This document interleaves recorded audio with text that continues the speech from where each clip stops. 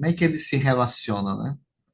Então a gente vai compreender que o segundo grande mandamento, ele tem muito a ver com os convênios que nós fazemos no templo e com as bênçãos que são prometidas. Mas antes de nós entrarmos no objetivo da nossa aula de hoje, eu gostaria de saber se vocês, e relembrar, né, que na semana passada nós deveríamos reservar um tempo para se conectar com as coisas espirituais e identificar os momentos ociosos para fazer uma atividade relaxante. Na verdade, foi lá atrás, né? 2 aulas atrás, e aí isso daqui ainda estava aplicável para nós. Mas a grande questão é que todos esses desafios é sempre que a gente tem uma oportunidade de aplicar o que nós aprendemos na aula.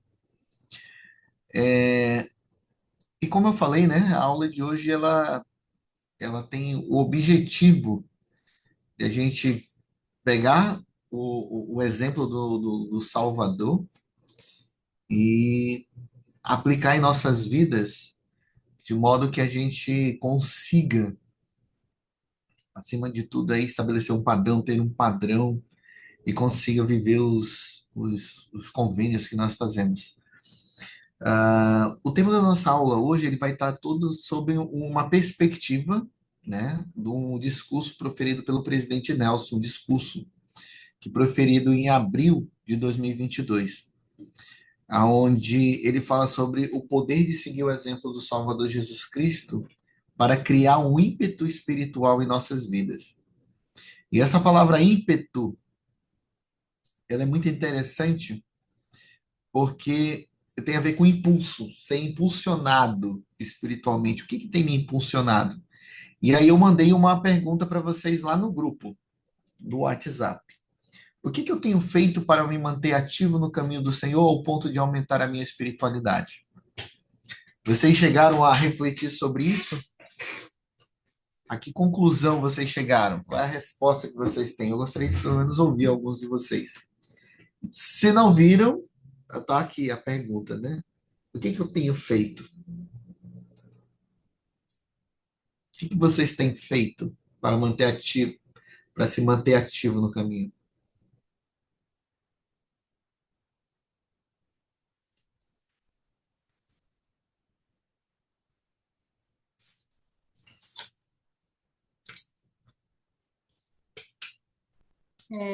Eu tenho me esforçado mais no meu chamado. Eu sou conselheira da primária e eu tenho me esforçado para fazer mais coisas, assim, né? Mesmo que não me peçam, também estudar a aula da semana, isso tem me ajudado muito. Legal. Obrigado, Jéssica. Realmente, a gente se esforçar na nossa responsabilidade dentro do reino faz uma diferença muito grande. E isso nos mantém realmente ativos no caminho. A gente vai ver algo relacionado a isso também. Alguém mais? O que tem feito para se manter ativo no caminho do Senhor?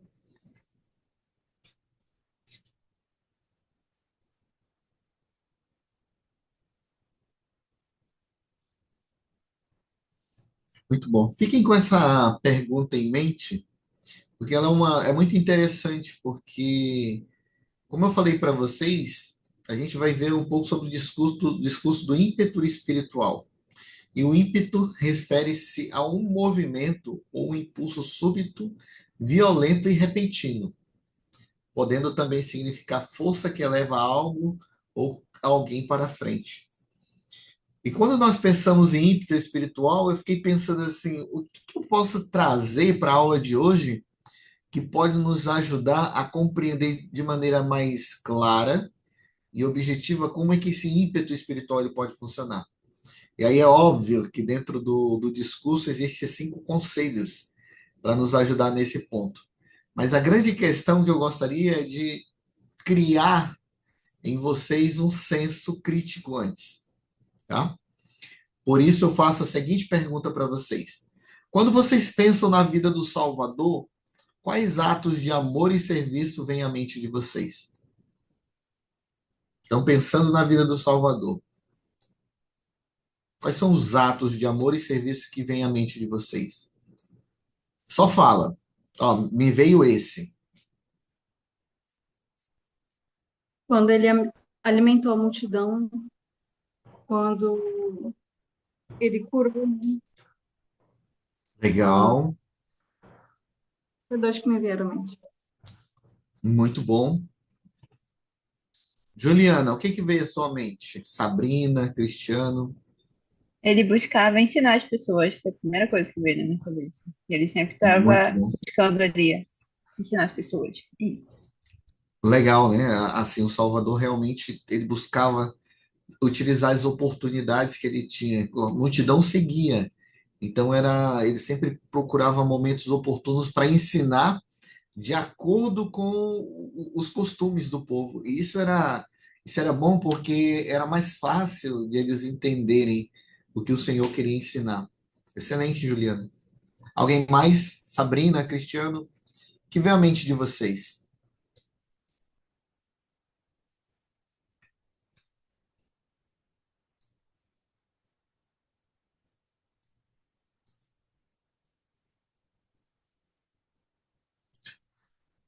Legal, Sabrina. A própria expiação do Salvador, né?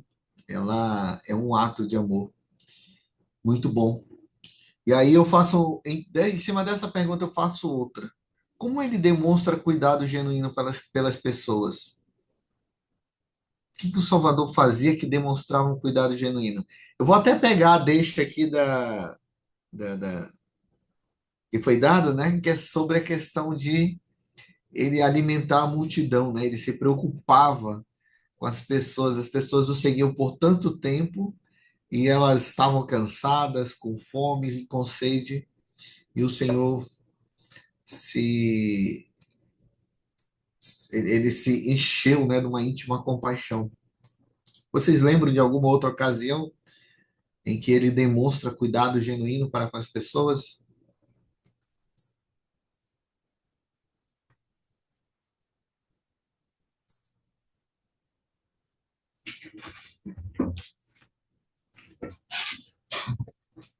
Interessante, vocês estão bem calados.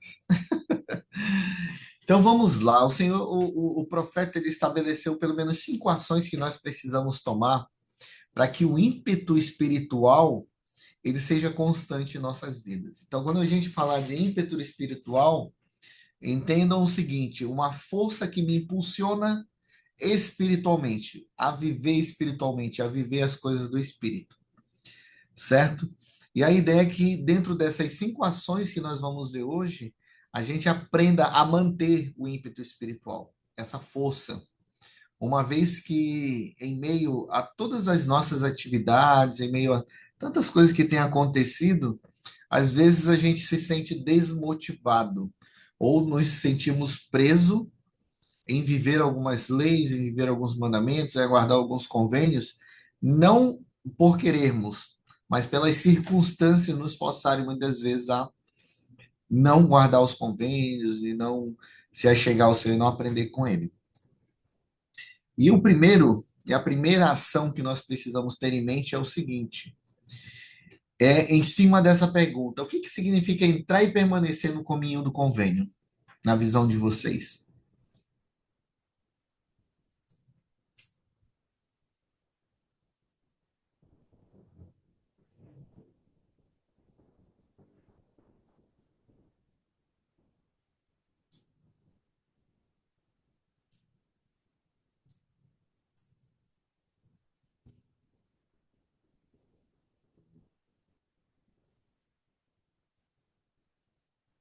Quando a gente se Sabrina? batiza, Opa, Jéssica e depois Sabrina. quando a gente se batiza, a gente está entrando no caminho, né? Do convênio. A gente faz o nosso primeiro convênio. E permanecer é progredir nesse caminho, é permanecer, perseverar, né? No caso. Se manter. Perseverar. Muito bom, Jéssica. Sabrina, Testifico do que a Jéssica disse. muito bom. É basicamente a mesma coisa, né? Quando a gente aceita tomar sobre nós o nome do Salvador, quando a gente se batiza, né? E continuar a cada dia tentando guardar os mandamentos, tentando ser digno o suficiente para concluir o restante dos convênios dentro do templo, né, para que a cada dia a gente possa ter o nosso arrependimento diário para poder permanecer no caminho certo. Muito bom. Ah, Normalmente, quando a gente pensa em convênio, a primeira coisa que vem em nossa cabeça é somente o batismo, né? Mas existem outros, como por exemplo, eu mostrei nesse gráfico aqui, ó. Então nós temos o batismo, a própria confirmação é um convênio. Aí para os homens tem um sacerdócio. Para todos nós, homens e mulheres, aí temos aí a investidura, o convênio, né, que nós fazemos da investidura, iniciatória investidura, e nós temos o casamento celestial, que é de todos o maior convênio. E aí esse convênio é o que nos qualifica para o reino celestial no grau mais elevado. Mas a grande questão é que quando a gente pensa no que significa entrar, significa, acima de tudo, fazer convênios, assumir um compromisso com Deus. Esse é o primeiro passo. E aí, quando a gente pensa em permanecer, esse permanecer ele vai muito além do que somente a gente perseverar até o fim. O presidente Nelson ele falou algo muito interessante a respeito disso nesse discurso. Eu gostaria de um voluntário para ler.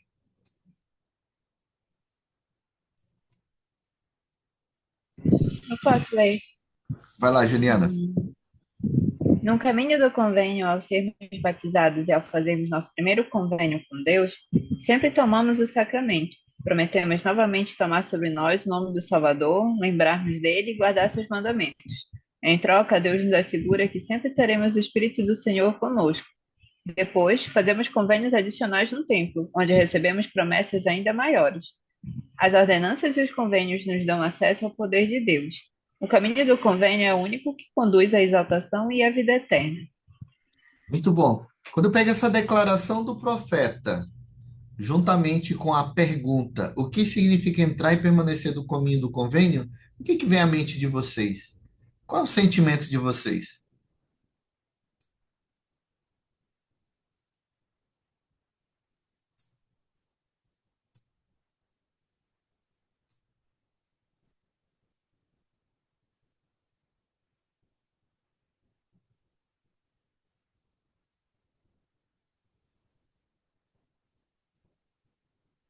O que veio na minha cabeça é que foi como as meninas falaram, né? Eu entrei no caminho do convênio quando eu me batizei e eu escolhi continuar ou fazer os convênios adicionais no tempo. Eu não fiz um convênio maior ainda, mas eu já fiz os de investidura. Então, querendo ou não, eu estou mostrando para o Senhor que eu quero continuar naquele caminho. Muito bom. Excelente, Juliana. É isso mesmo, né? Quando a gente olha para a visão que o profeta nos dá, é de que existe um início, mas nós precisamos dar continuidade a esse caminho, né? A essas entradas. E aí é como se fosse o templo. Nós entramos pela porta, nós saímos do saguão, entramos nas salas, realizamos convênios. Então, a gente constantemente precisamos estar fazendo convênios. Eu gostei muito, obrigado por compartilhar, Juliana, que você já fez esses convênios e só falta um, que é o novo e eterno convênio do casamento. Isso demonstra que você tem um foco, você tem uma visão de que os convênios adicionais do templo, eles contêm as promessas maiores, mas acima de tudo, é esses convênios que nos dão acesso ao poder de Deus. Então, precisamos ter a visão seguinte, de que precisamos olhar para os convênios como o único caminho que conduz à exaltação e à vida eterna. Então a gente não pode ficar satisfeito, eu já fui ao templo. Mas se eu não estou selado, se eu não estou casado no templo, eu preciso buscar essas bênçãos. E a gente vai ver que um dos motivos que para aumentar o nosso ímpeto espiritual está relacionado diretamente a milagres e a oração. E aí a gente vai perceber o seguinte, bem, então, o que que o Senhor espera de mim? Como é que eu posso continuar nesse caminho? Buscando o Senhor e entendendo que os convênios é o único caminho que vai conduzir à exaltação à vida eterna. Por exemplo, aqui, quando a gente pensa nesse primeiro passo, que é justamente entrar e permanecer no caminho do convênio, a gente precisa compreender que a, a, a, o sacramento, ele não renova só os convênios batismais, mas por meio dele nós renovamos o nosso compromisso de tomar sobre si o nome de Jesus Cristo e de perseverar. Por isso que é muito triste quando a gente não dá o devido valor para uma reunião sacramental para um domingo. Precisamos ter um esforço contínuo para guardar o dia do Senhor e nos esforçar para tomar o sacramento e o tomar de forma digna. Isso fará toda a diferença, porque assim como nós realizamos os convênios e obtemos o acesso ao poder de Deus, ao renovar os convênios por meio do sacramento, a gente também eleva, né, o poder de Deus em nossas vidas. A mesma coisa acontece quando nós frequentamos o templo. Então, aquela questão, o que eu tenho feito para aumentar o meu ímpeto espiritual? Então, fazer convênios e guardar convênios é o primeiro ponto que nós precisamos ter em mente. Quando a gente pensa numa segunda ação, a gente tem que pensar o seguinte: nós precisamos descobrir a alegria do arrependimento diário. Aí a grande questão, mas como funciona isso? Arrependimento diário, será que eu estou usufruindo ou colocando em prática essa questão? Então vamos pensar o seguinte: como o arrependimento diário nos traz alegria? Quais são as pequenas coisas que podemos fazer diariamente para nos arrependermos? Então, é uma hora de a gente aprender. Vocês têm uma ideia, mais ou menos, de quais são as pequenas coisas que podemos fazer diariamente para nos arrependermos?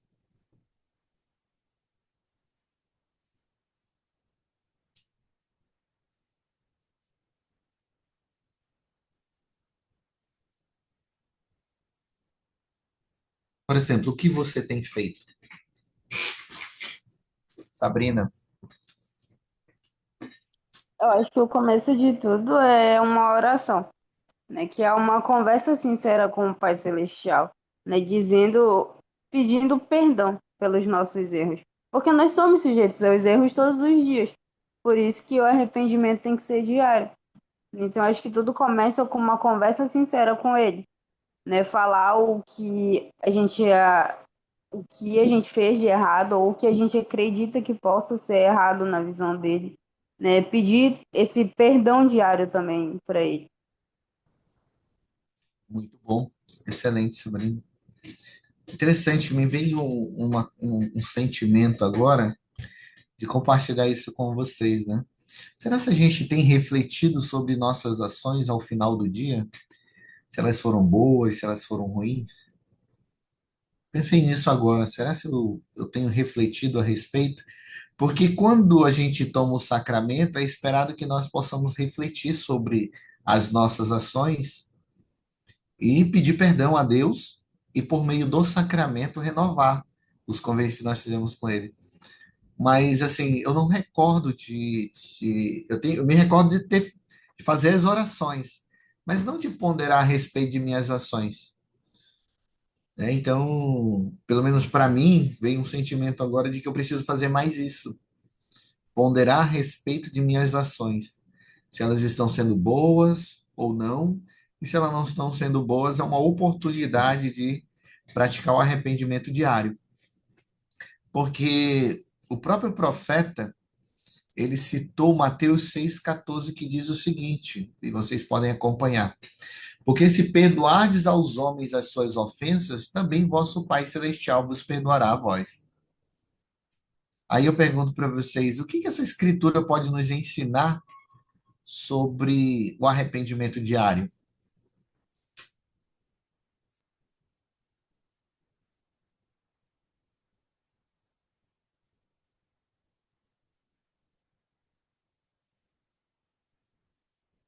Quando a gente perdoa o nosso próximo, o Pai Celestial também nos perdoa.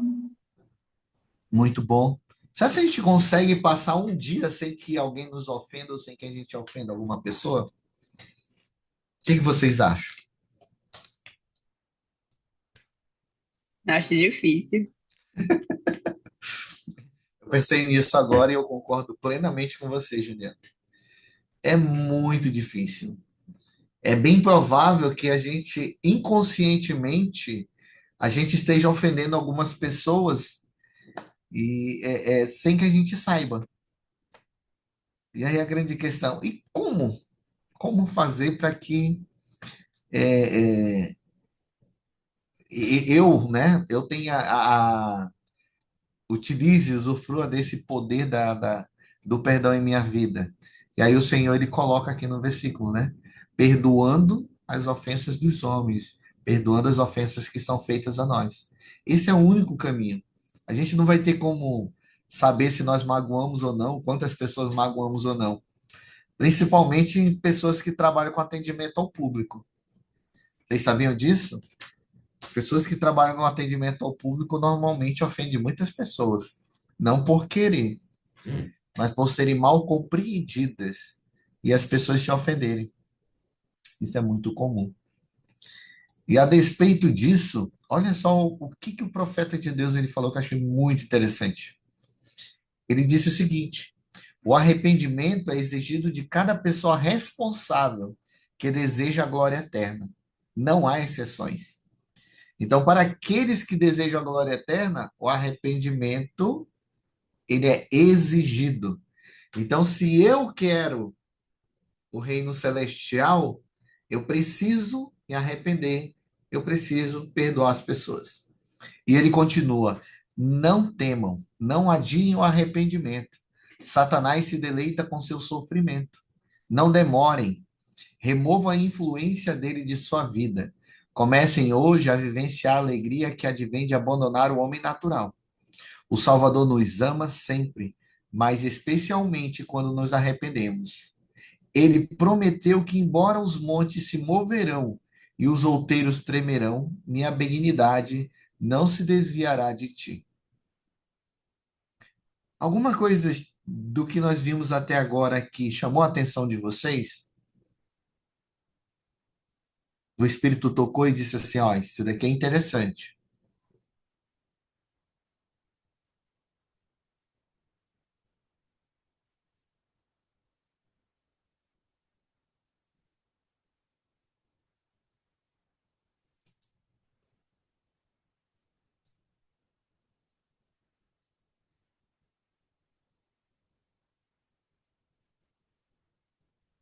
É dessa citação ou é da aula em geral? Não, dá aula inteira. Da aula inteira me chamou a atenção quando o senhor falou sobre a gente ponderar antes de dormir, né? Considerar antes como foi o dia, porque normalmente eu faço oração já quase dormindo. Então eu já estou ali pedindo, agradecendo e dormindo, já contando os minutos. Dorme. Então isso me tocou realmente, porque a gente tem que vivenciar os dias como únicos como eles são. Então precisamos dar o nosso máximo, pedir e agradecer pelo que tivemos e esperar que tenhamos mais outro dia, né? Muito bom. Excelente. Assim, fez uma conexão, né, quando eu estava lendo isso agora, porque eu já tinha lido anteriormente, mas fez uma conexão com esse comentário que você fez agora, Juliana. É porque ele diz assim, ó, comecem hoje a vivenciar a alegria que advém de abandonar o homem natural. Então, fazer essa reflexão, ele nos ajuda a entender em que momento nós estamos sendo esse homem natural, que é inimigo de Deus. Porque assim, a gente pode não saber naquele exato momento se estamos sendo homem natural ou não, mas quando a gente faz uma reflexão, a gente consegue. E aí o que deixa melhor ainda a visão e a percepção sobre o amor do Salvador por nós é que no final, ao nos humilhar, ao reconhecer as nossas falhas e imperfeições, o Senhor ele está disposto a nos perdoar. Então, isso chamou minha atenção, é por isso que eu parei e fiz essa pergunta a vocês. Quem poderia continuar a leitura? Um profeta descreveu o estado abençoado e feliz daqueles que guardam os mandamentos de Deus. Desculpa. Um profeta descreveu o estado abençoado e feliz daqueles que guardam o mandamento de Deus. Pois eis que são abençoados em todas as coisas, tanto materiais como espirituais. E se eles se conservarem fiéis até o fim, serão recebidos no céu, para que assim possam habitar com Deus em um estado de felicidade sem fim. Andar no caminho do convênio, aliado ao arrependimento diário, acende um ímpeto espiritual positivo. Muito bom. Então, é somente para ampliar nossa visão, né? Aqueles que guardam o mandamento de Deus, eles são felizes. E aí ele fala, né? Mas por que são felizes? Pois esses são abençoados em todas as coisas, tanto materiais quanto espirituais. Então, a visão que nós precisamos ter para ampliar a nossa visão do ímpeto espiritual é que andar no caminho do convênio, aliado ao arrependimento diário, vai fazer toda a diferença. Então, tá, eu fiz convênios com o Senhor. Eu tenho promessas que são reservadas se eu for o quê? Se eu for obediente, se eu perseverar até o fim. Mas muitas das vezes a gente acaba não tendo acesso a essas bênçãos e a gente não sabe por quê. Então, alinhar o arrependimento diário vai fazer com que essas bênçãos elas sejam mais acessíveis e a gente possa até reconhecer o poder de Deus em nossas mãos, em nossas vidas, na verdade. Então, esse é o segundo ponto. Então, fazer convênios e continuar no caminho do convênio e o arrependimento diário. A terceira ação que nós precisamos fazer está relacionada diretamente a aprender a respeito de Deus e de como ele trabalha. Então, o que que eu sei sobre Deus? O que que eu sei sobre ele que faz com que ele me ajude? Então, duas perguntinhas para nos ajudar a entender isso. A primeira é: como o estudo das Escrituras nos ajuda a conhecer a Deus?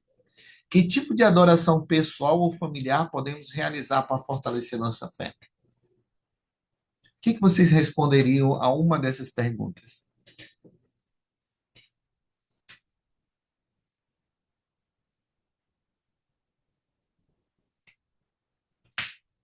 Vou fazer uma pergunta diferente em cima dela.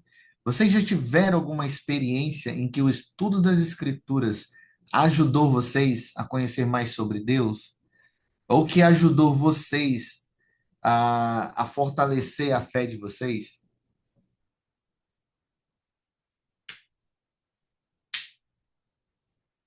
Pode ser uma escritura antiga, uma escritura nova, uma escritura que vocês leram recentemente, ou que tiveram contato recentemente, vocês aprenderam sobre o nosso Pai Celestial e Jesus Cristo?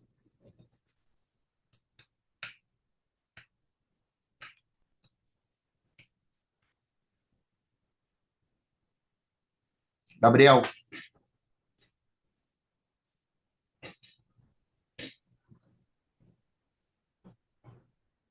Inês, tá me não ouvindo, estou. Vicente? Opa, agora sim. Ah, tá, beleza. Recentemente, né, eu terminei de também, estava estudando os princípios do Evangelho com meu filho, né, e com minha esposa, o livro, né? E as partes que mais me chamaram a atenção, por incrível que pareça, foi sobre a oração. Isso me deu um impacto muito grande assim, na vida da minha família, porque a gente viu a importância que tem a oração e de como nós estamos fazendo uma oração errada. Então, os princípios do Evangelho nos ajudaram a contextualizar a oração, nos ajudaram a melhorar nossa oração em família e nos ajudaram a fazer a oração com mais frequência, em família também. Então, esse estudo de princípios do Evangelho foi muito importante. Aí a gente começou agora o estudo do Novo Testamento. Eu leio, ele chama de historinha, né? Então eu leio para eles um capítulo todo dia do Novo Testamento. E todo dia ele fala que quer ler sobre Jesus Cristo. Então eu vejo que isso impacta muito na vida. A gente pensa que as crianças não aprendem, mas elas aprendem. E o melhor é que eu aprendo muito mais, porque eu ainda tenho que ensinar ele, eu tenho que compartilhar com ele, explicar a respeito do que eu estou lendo para ele. Então, tem me ajudado muito como homem, como pai e como marido. Muito bom. Excelente. Obrigado, Gabriel, por compartilhar. Alguém mais? Alguém mais teve uma experiência, uma impressão do Espírito ao estudar as Escrituras que ajudou a aprender mais sobre Deus, sobre Jesus Cristo e sobre como pode aumentou ou como pode aumentar a fé de vocês?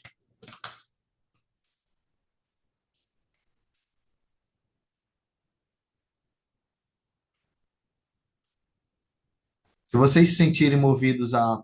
Opa, Sabrina. É, ontem eu tava. Eu me senti guiada pelo Espírito a ligar para minha avó. Quem conhece minha avó, né, lá do estado de Coraci, sabe como ela é uma pessoa. A minha mãe diz que ela é barata de igreja, né? Mas sabem como ela é uma pessoa extremamente espiritual, né? Ela foi a primeira da nossa família, né? Quando ainda não tinha estaca em Coraci, quando era tudo mato ainda. Ela tomou o ponto inicial, né? E conversando com ela, a gente estava falando sobre a igreja, sobre algumas escrituras, né? E eu lembrei de uma escritura que a gente ficou debatendo, né? Que, se eu não me engano, fica lá em Coríntios, que fala sobre a caridade, né? E estudar aquela escritura fez eu pensar, né? Como o Pai Celestial ama a gente e quer que a gente ame o nosso próximo, né? Porque lá diz, né, que a caridade é sofredora, né? Mas que eu não lembro exatamente como diz a escritura, né? Mas que nada seria, né, se não fosse pela caridade, né? Mostra o amor dele por nós e mostra como ele quer que a gente seja com as outras pessoas, né? Como é tão necessária a caridade, principalmente hoje em dia.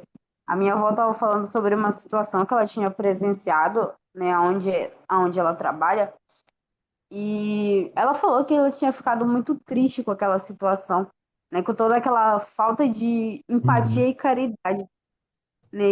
E eu pensei justamente nessa escritura, né, de como é tão necessária aos nossos dias de hoje, né? A gente vê que a caridade é o puro amor de Cristo, né? Então que a gente precisa praticar ela, né? E mostrar para as outras pessoas também, porque através do nosso exemplo a gente pode levar outras pessoas para o Evangelho.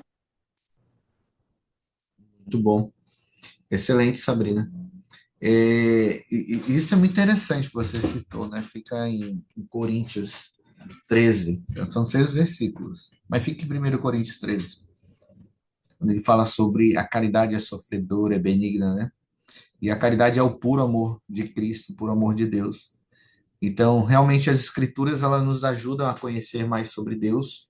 E aí a gente percebe que se Deus, se o puro amor de Deus é a caridade, e nós precisamos da caridade em nossas vidas, além de nós precisarmos ter o puro amor dele, ele vai ter o puro amor para conosco também. Isso é muito interessante. O próprio profeta ele falou o seguinte a respeito disso. Um de nossos maiores desafios hoje é distinguir entre a verdade de Deus e as mentiras de Satanás.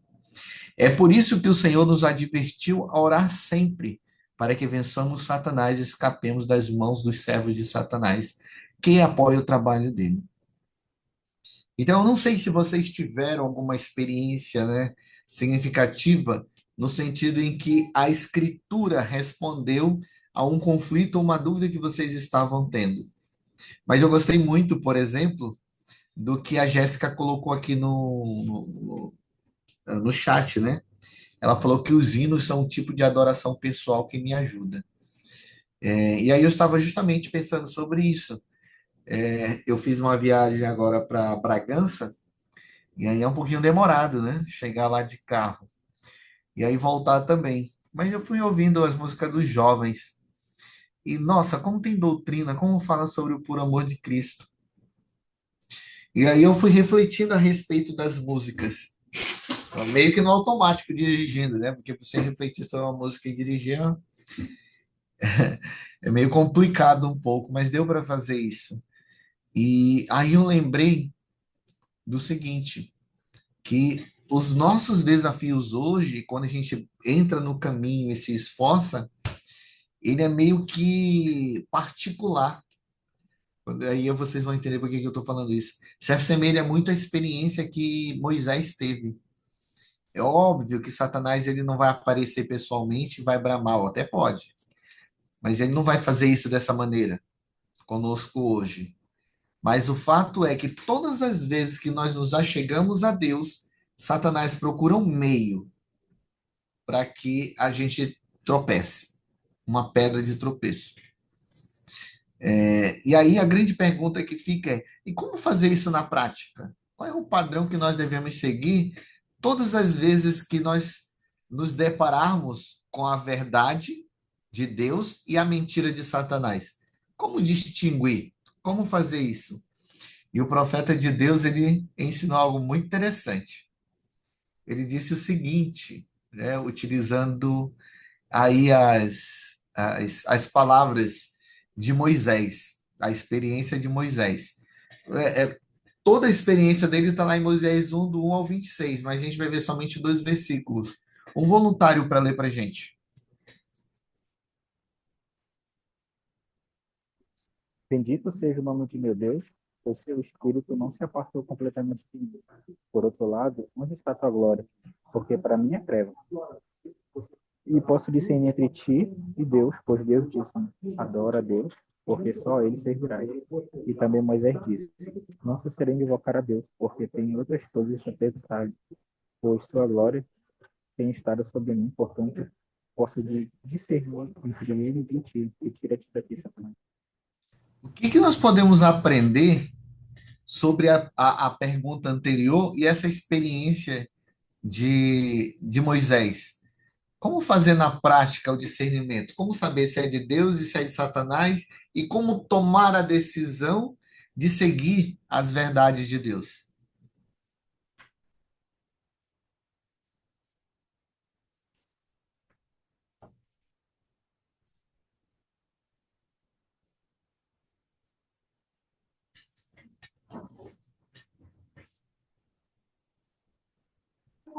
E vocês acreditam que, quando eu venho falando sobre discernimento, me lembra muito do que Moroni escreveu, que tudo que convida e impele o homem a fazer o bem continuamente vem de Deus. E tudo que convida e impele o homem a fazer o mal vem do diabo, né? Então, não existe nada de bom que venha do, do inimigo. Então, por esse lado, a gente já consegue discernir. Assim como Moisés discerniu, disse que não tinha nenhum tipo de glória ali, só havia trevas. Então, obviamente, essas trevas não fazem quem já conheceu a luz do Senhor, o Espírito, já faz o batismo, sabe que a treva que vem ela é totalmente diferente dos sentimentos que vêm dela. Assim como os sentimentos que vêm do Espírito Santo que nós conhecemos, que está descrito em Gálatas. Então, por aí a gente já consegue discernir um pouquinho do que é de Deus e o que não é. Muito bom. Excelente, Gabriel. Muito bom comentário. Ou seja, pelos próprios frutos, né? Pelo próprio resultado e consequência do que nós fazemos, a gente pode saber se é de Deus ou se é do diabo. Muito bom. Mas eu tenho uma coisa interessante, né, nessa experiência de Satanás. Ele não só conseguiu discernir, mas ele apartou Satanás do meio dele. Então, quando nós pensamos nessa pergunta de como fazer na prática com que a mentira de Satanás ela seja discernida, ao mesmo tempo a gente precisa expulsar ela do nosso meio. A gente não pode, de maneira nenhuma, conviver com as mentiras de Satanás, mesmo sabendo que elas são mentiras. A gente precisa, de alguma forma, retirar ele do meio de nós. E aí, o que eu acho interessante é o que ele fala logo em seguida. Quando eu digo ele, é o profeta. Um voluntário para ler.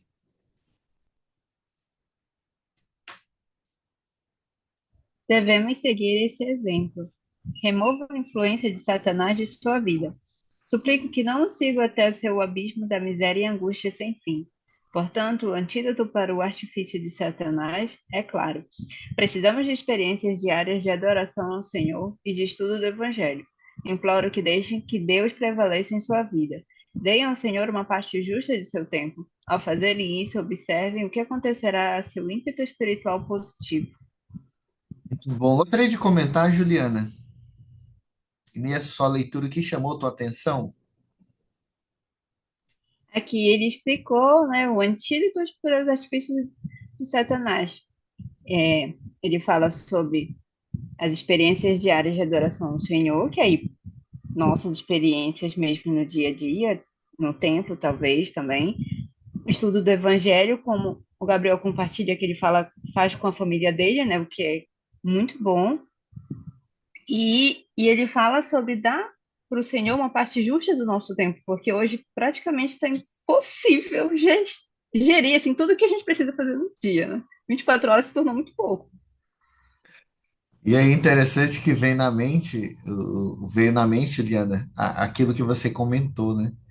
Normalmente a gente oferece do nosso dia um momento bem cansado à noite, ao final do dia, né? Normalmente. E aí a gente pode melhorar nessa questão. Que eu lembro É que esse você. mesmo. Não, e olha só para ele falar rapidinho, e parece assim que já é muito, né? A gente não deve passar nem 3 minutos orando. Se eu passar 3 minutos orando, provavelmente eu durmo, né? Então aí a gente precisa entender qual é o momento de qualidade. O Gabriel tinha levantado a mão, quer comentar, Gabriel? No momento não, mas você está um pouquinho ocupadinho aqui agora. Desculpa. Ah, beleza.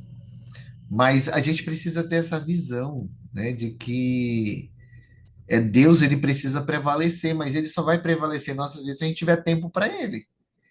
Se não tivermos um tempo de qualidade, não tem como fazer com que esse ímpeto espiritual positivo ele aconteça. Mas segue para nós aí o que o profeta falou, né? Ele implora para que deixemos que Deus prevaleça em nossa vida.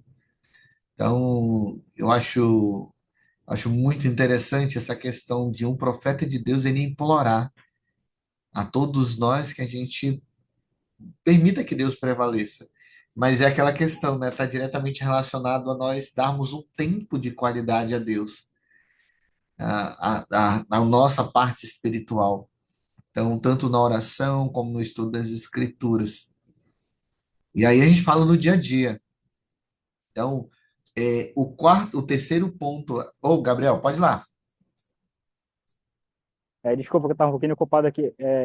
Tem uma promessa do Vem Segue-me, o presidente Nelson falou, promessa da leitura diária do livro de Mórmon. Ele falou que ao lermos diariamente o livro de Mórmon, Espírito de Oração, ele faz muitas promessas, mas uma das partes que mais me chamaram a atenção foi que ele falou que nós estaremos protegidos dos males diários. E Uhum. realmente é uma coisa que é muito real.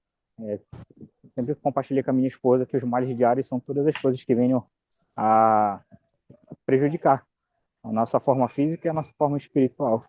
Então, a gente viu essa promessa, eu vi, pelo menos na minha vida, muito essa promessa durante o estudo diário do livro de Mórmon, de uma forma bem espiritual. Então, eu sei que, com certeza, como ele fala aqui, que ao nós darmos tempos para o estudo do Evangelho e ter essas experiências diárias de adoração, seja escutando o hino, como uma irmã comentou lá, seja estudando, seja mesmo fazendo uma oração, que é uma forma de estar muito próximo do Senhor, realmente o Senhor ele vai proteger. Então, essa vai ser a forma de a gente remover a influência de Satanás. Quanto mais próximos nós estivermos de luz e termos luz na nossa vida, menos chance e brecha a gente vai ter para dar ao inimigo. Muito bom. Muito obrigado por seus comentários. Excelente. É essa visão que nós precisamos ter mesmo. Então, entrar no convênio e permanecer nele é o primeiro, o arrependimento diário, e aí agora a gente tem a questão de permitir que Deus ele prevaleça, ou seja, conhecer Deus, saber o quanto ele nos ama e aprender mais sobre ele. Aí a gente vai para a quarta ação. A quarta ação, ela é muito interessante, porque ela fala sobre buscar e a gente buscar e esperar por milagres. Parece que é alguma coisa assim inalcançável, né? Como o mundo prega que os milagres cessaram, e isso não é verdade. Por quê? Porque nós precisamos ter uma visão mais ampliada do que é um milagre. E na visão de vocês, o que é um milagre? Vocês teriam um exemplo, por exemplo, de um milagre na vida de vocês? Milagre recente?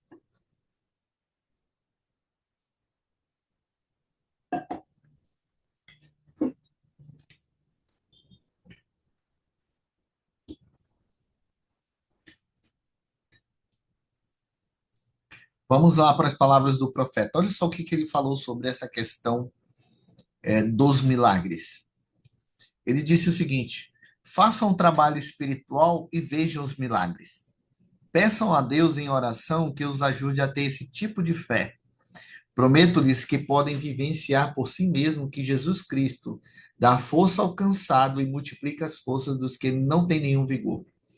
Poucas coisas vão acelerar mais o seu ímpeto espiritual do que perceberem que o Senhor os está ajudando a mover uma montanha em sua vida. Então, a grande lição que fica é: os milagres eles são reais, mas a gente precisa aprender a detectar os milagres em nossas vidas. Recentemente eu estava conversando com a minha filha, e aí eu perguntei dela o que é um milagre e qual é o último milagre que ela tinha vivenciado. E ela falou que o último milagre dela foi ela acordar com vida. E normalmente isso acontece todos os dias, né? Então, às vezes a gente fica esperando algo extraordinário acontecer em nossas vidas para a gente vivenciar os milagres de Deus em nossas vidas. Porém, nós precisamos ali perceber os pequenos milagres que Ele já faz em nossas vidas. E são muitos. E isso, quando nós fazemos, por exemplo, como ele fala aí, o que que vai acontecer nas nossas vidas? A gente vai começar a ter força e as nossas forças elas serão multiplicadas. Então, isso pode fazer toda a diferença em nossas vidas. Então, fazer convênios, permanecer no convênio, arrependimento diário, o terceiro, conhecer mais a Deus, e o quarto, aí a gente vivenciar os milagres e orar por eles. Gabriel. Eu acredito que todas as coisas que nós temos, eu sempre compartilho muito isso com a minha família, né? É a única pessoa que tem para conversar, que todas as coisas que nós temos, elas são bênçãos e milagres. Aí eu sempre falo, por quê?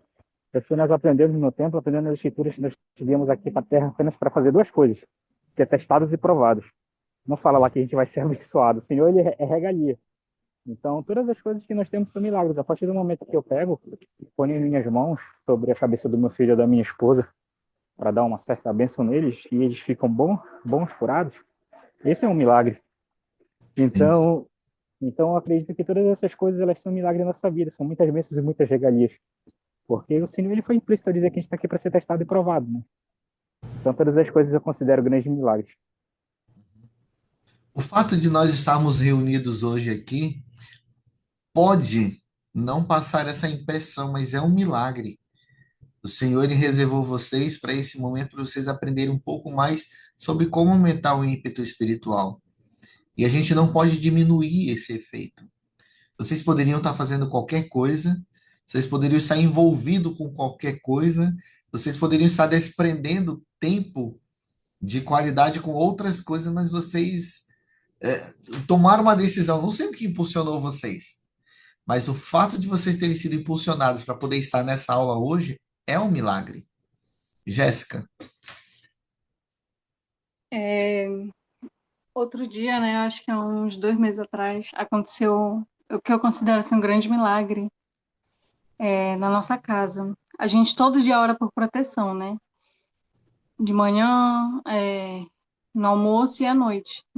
Toda oração que a gente faz, a gente fala para o Senhor nos proteger. E agora meu marido ele trabalha em casa, né? Alguns dias da semana. E nesse dia ele estava em casa. E começou a faiscar no forro, mas ele não sabia onde estava vindo.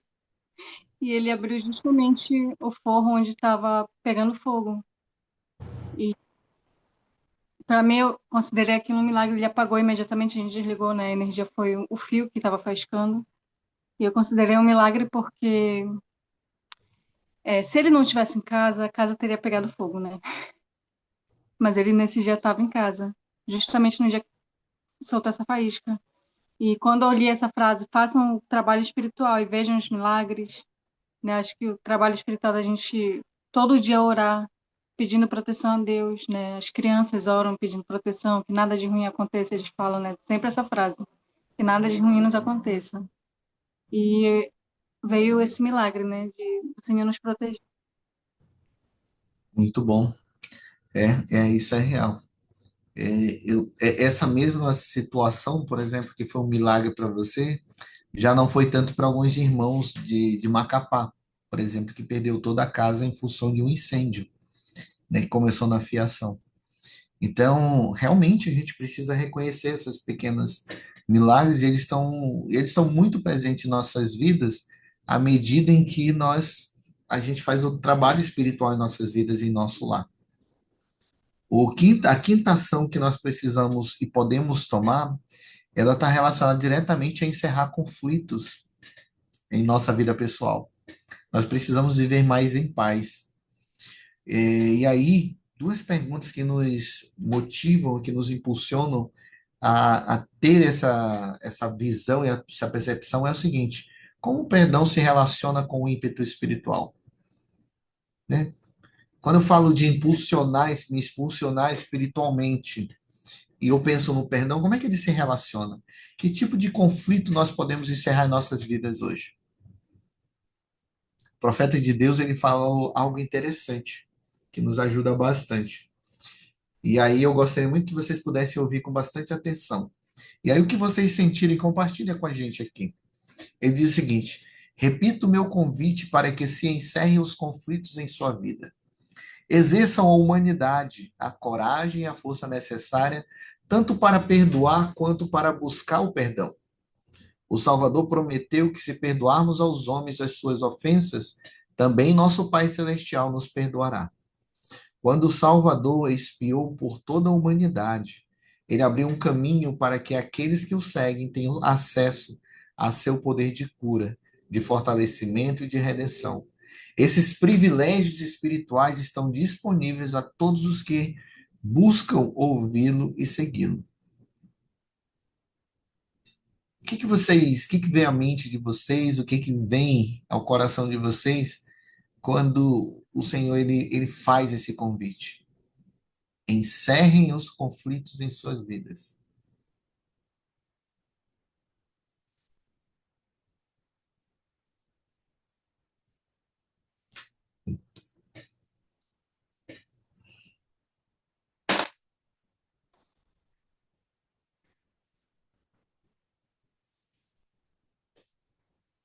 Sabrina. Para mim, é como se o nosso coração ficasse pesado, porque é uma mágoa que a gente vai guardando dentro do nosso peito e só vai acumulando esse sentimento ruim. Enquanto, por exemplo, né, se uma pessoa fez algo que magoou a gente, né, a gente vai guardar isso pra gente, a pessoa vai continuar vivendo a vida dela, pode até ter se arrependido já de todos os atos que ela fez de errado com as pessoas, mas a gente está ali remoendo aquela situação, né, se privando de perdoar o próximo, né, e a gente acaba ficando, entre aspas, né, com o pecado maior, né, pelo fato da gente escolher não perdoar e sim continuar com aquele sentimento ruim. E sabemos, né, que todo sentimento ruim não vem do Senhor. Né? Então, para mim, é como se a gente ficasse com um peso, né, sobre as nossas costas quando a gente escolhe, a gente faz uma escolha, né, de continuar sofrendo com isso, continuar guardando todo esse rancor. Né? Então, quando ele fala para gente exercer a nossa coragem, realmente, né, tem situações que realmente doem, né, ou o próximo pode ter machucado a gente de uma forma muito dolorosa. Então, a gente precisa exercer essa coragem, né? Mas a gente tem que pensar que o único que vai poder julgar todos nós é ele, né? A gente não pode julgar o nosso próximo porque ele fez uma coisa de ruim pra gente, do mesmo jeito que as outras pessoas não podem julgar a gente pelas nossas ações. A gente precisa estar de consciência limpa com o Senhor, né? Então, por mais que seja difícil e exerça muita coragem e força da gente, né, a gente precisa deixar todos esses sentimentos ruins e essa negatividade de lado, né, e praticar o perdão. Do mesmo jeito, como ele fala, né, que a gente precisa buscar o nosso próprio perdão. Né? Tem vezes que a gente acha também, né, que eu fiz tal coisa que deve ter magoado alguma pessoa, ou eu fiz tal coisa que não é bom aos olhos do Senhor. né? E a gente guarda esse rancor de nós mesmos também, né? A gente acha que a gente acaba não merecendo esse perdão, né? A gente esquece que o arrependimento é diário, que o Senhor está disposto a perdoar a gente todos os dias, mas Ele quer que a gente vá até Ele, né? Então, do mesmo jeito que a gente precisa perdoar o próximo pelas ações dele, a gente precisa se perdoar também. E não achar que a gente não tem perdão, que a gente não tem salvação. Porque o Senhor só está esperando a gente ir até Ele. Muito bom. Obrigado, Sabrina. Gabriel? Tem uma experiência um pouco pessoal minha. Ah, tive o azar de ter dois pais, né? E por incrível que pareça, ter sido abandonado pelos dois, né? E por muito tempo, eu vou falar que até uns 3 anos atrás, eu tinha muita mágoa dos dois, né? Um abandonou quando minha mãe estava grávida e o outro pai de criação abandonou quando tinha 16 anos de idade, né? E por muito tempo eu carreguei muita mágoa de ambos, né? Tanto pela falta de caráter de não ter assumido o filho, quanto do outro de ter assumido, mas não ter sido um pai que deveria ter sido, né? Ao assumir ali de alguma forma. Então, por muito tempo eu carreguei isso comigo, né? Durante a missão toda, eu carreguei essa mágoa dentro do meu coração e era algo que realmente ficava, como a Sabrina comentou, eles estavam vivendo a vida deles de boa enquanto eu estava remoendo isso dentro do meu coração por muito tempo. E quando a minha esposa ficou grávida do meu filho, eu comecei a pensar a respeito sobre paternidade, sobre como ser um bom pai, se eu nunca tive um bom pai, como ser um bom exemplo de um pai, se eu nunca tive um bom exemplo de um marido, se eu nunca tive essas coisas perto de mim. Então eu aprendi, fui aprendendo, né? Até hoje eu aprendo. Então, mas com o tempo, quando logo meu filho nasceu e eu fui aprendendo, eu digo que os filhos eles trazem muita bênção. E a bênção que o meu filho trouxe para mim foi de esquecer todas essas coisas, né? Eu Uhum. podia simplesmente dizer, tipo, ó, cada um segue sua vida e no final quem resolve é o Senhor, né? Então, hoje em dia eu não sinto nada, né? Minha mãe tem um tempo atrás ela falou, porque tu precisa perdoar, tu não pode sentir mágoa. Eu falei, como eu vou sentir mágoa se eu não sinto mais nada por ninguém, né? Então, é algo que eu já esqueci completamente e que o Senhor me ajudou a tirar esse fardo de mim. Porque, querendo ou não, é um fardo que afasta o espírito. Muitas vezes, quando eu começava a remoer essas coisas, eu não sentia o espírito, eu sentia só rancor, coisas que vinham do inimigo. Então, por isso que eu gosto muito dessa escritura que eu falei anteriormente de Moroni, que fala que tudo que convida impele o bem a fazer o bem continuamente vem do Senhor. Então, eu sentia muito rancor, então eu sabia que não vinha do Senhor esse rancor, essa mágoa. Então, isso foi me ajudando muito com o tempo a arrancar isso, e hoje eu sei que toda a leveza que eu sinto, ela vem do milagre do perdão que o Senhor dá, tanto quando nós perdoamos, quando nós somos perdoados também pelas coisas que nós fazemos. E as bênçãos que vêm dessas coisas. Então hoje eu me sinto uma pessoa muito mais leve, tanto no sentido espiritual e quanto dentro do meu coração com meus sentimentos. Por não ligar mais para essas coisas e esquecer totalmente do que essas pessoas fizeram. Muito bom, obrigado, Gabriel. Obrigado, Sabrina. De fato, esse é um tema muito delicado. A minha. Eu conversei algumas vezes com minha esposa, e a melhor frase que define a gente guardar mágoa é aquela que diz assim, que guardar ressentimento ou não perdoar alguém é tomar veneno esperando que o outro morra. O mais afetado somos nós, a pessoa segue a vida dela. Mas nós podemos, por meio da oração e da expiação do Salvador, buscar esse perdão para nossas vidas, tirar essa mágoa de nosso coração. Então, é algo poderoso que nós podemos fazer para que o ímpeto espiritual ele seja constante em nossas vidas. Eu gostaria que vocês pudessem ficar com essa pergunta em mente. O que eu aprendi hoje que me sinto inspirado a aplicar melhor em minha vida? Será se os 5 pontos eu já estou? Será se a reflexão, a oração, o arrependimento diário, continuar no caminho? Talvez tenha alguém no meu coração, lá no fundo, que eu preciso perdoar, que ainda não perdoei, ou que eu preciso buscar perdão e ainda não tive. É o momento de, dentro dessa reflexão, nós buscarmos esse ímpeto espiritual que vai nos impulsionar. O profeta, ele termina o seguinte, eu gosto de encerrar a aula com as palavras dele. Ele disse: Meus queridos irmãos e irmãs, com todo o desejo de meu coração, eu os exorto a entrar no caminho do convênio e a permanecer nele.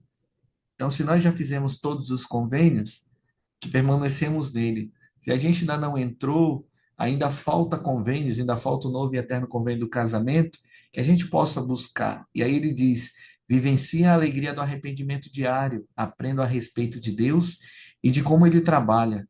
Busquem e esperem por milagres, esforcem-se para encerrar os conflitos em suas vidas. Preste o meu testemunho de que essa é a obra de Deus e que essa aula possa fazer uma grande diferença, possa ser um divisor de água em nossas vidas, para que o ímpeto espiritual ele seja contínuo, que nós possamos ser impulsionados a sermos cada dia melhor, para podermos usufruir das bênçãos de Deus em nossas vidas. Preste meu testemunho dessas coisas e deixe essa aula em nome de Jesus Cristo. Amém. Muito obrigado pela participação de vocês. A gente extrapolou um pouco no tempo, mas eu gostaria de pedir desculpa de vocês e dizer que espero que esse tempo que a gente tenha desprendido aí possa ter feito toda a diferença em nossas vidas. Um voluntário para nos oferecer oração?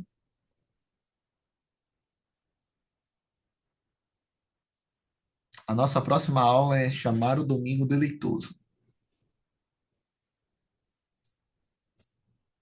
Opa, Gabriel. Obrigado, Gabriel.